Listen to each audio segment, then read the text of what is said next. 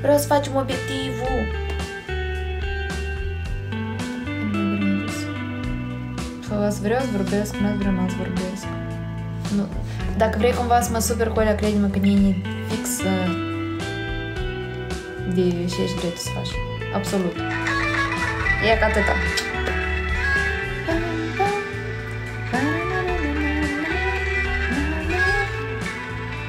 Eu rusa n-am cunoscut-o deloc, 0 până la 17 ani. Și am învățat-o din mers. Așa că crede-mă că încă stare bine mă descurc în rusă. Și dacă vrei să mă super zic.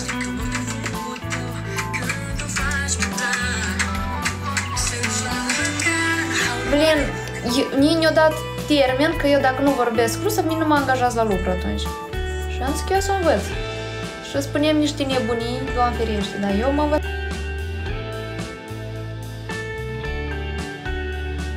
Foarte repede am învățat-o, foarte.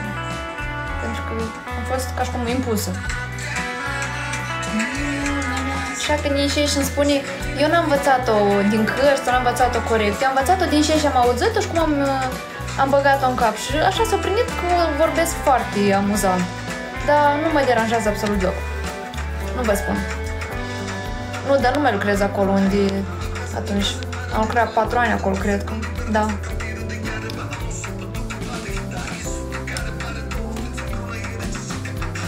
Tap, tap, tap, tap, tap, tap.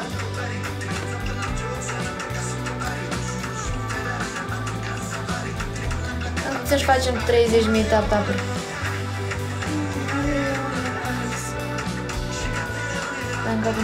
Auzeam cum vorbesc, că jumătate din colegi vorbeau numai rusă.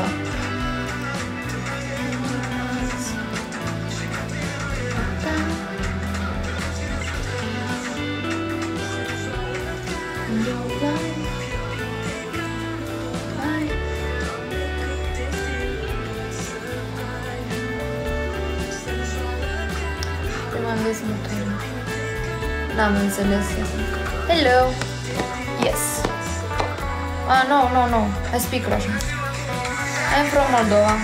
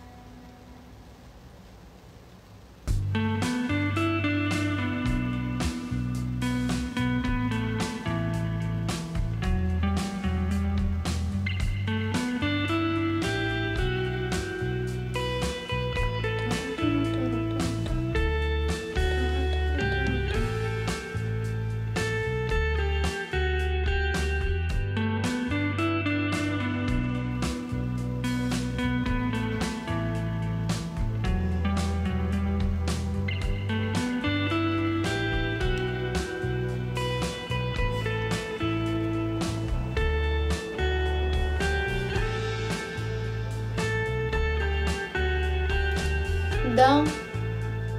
Văd și la noi cumva au făcut la așa o scădere nu prea bună.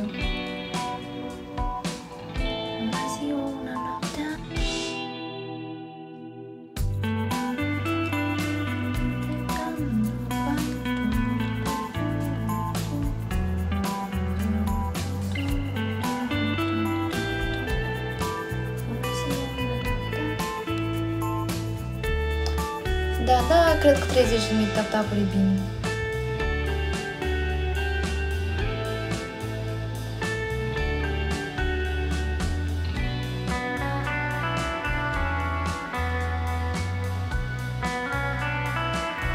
Ce facem frumos? Mulțumesc!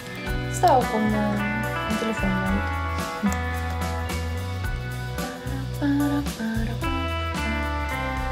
Da, spate eu pe din tap-tap.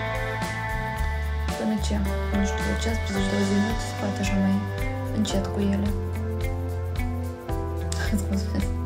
Hai, du-te. Avem și cufăr. De ce nu ne-a pus cufăr? Ilean, mulțumesc!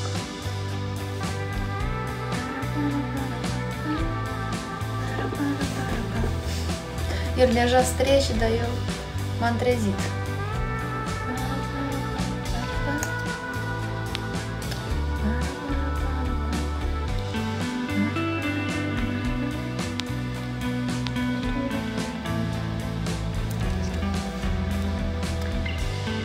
întrebați-mă ceva, dați să discutăm ceva, nu știu.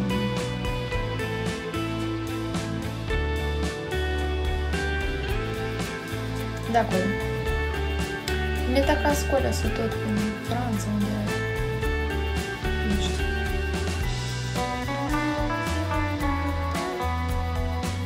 Eu? Nu. Înainte era să mă supăr, dar crede-mă că poate mă iară să par amuzant, dar vara asta m-a schimbat atât de tare că pur și simplu tot una ceea ce zic lumea și ceea ce crede și dacă vreți să mă superi, Dumnezeu că dânși.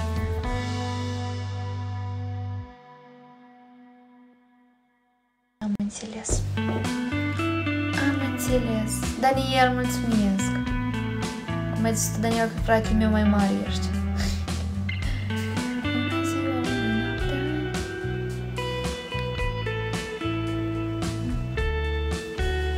E contra fratele meu mai mare, am ușit și să dai bătaie.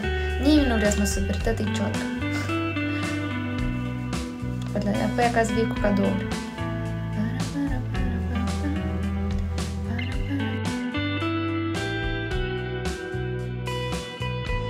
Îi chem pe tăți. Facem o zi de naștere cu tot TikTok, vreți? Hai, Daniel. Ne întâlnim, nu știu, mulțumesc! Luăm o casă de asta, știți, într-o pădure de ce unde nu găsească nimic și strângem tot TikTok-ul și sărbătorim ziua mea. A mea? Dar mai este până atunci. Dar azi mie jumătate de TikTok, tăți.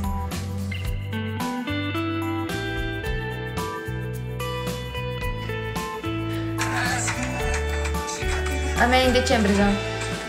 Numai tu, ei, cu alea, mai puneți pofta în cui. Sunt de acord, uite, lumea e de acord. Băi, dar veniți cu cadouri, măi, frumoasă. Eu o să pun pază la intrare și o să vă verific, știți? Dacă nu e frumos cadou, vă ieșiți acasă.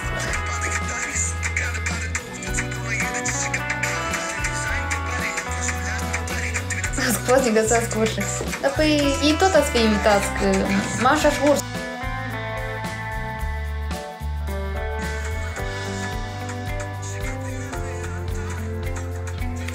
Dania, dar tu îți dai seama, real, neca, luăm o casă, tipa, și ne ducem și voi începeți să bate, la urmă. Cine-ți vă-ți partă, măi? Dați-mi pași, că durerile astea de cap nu ni le-am...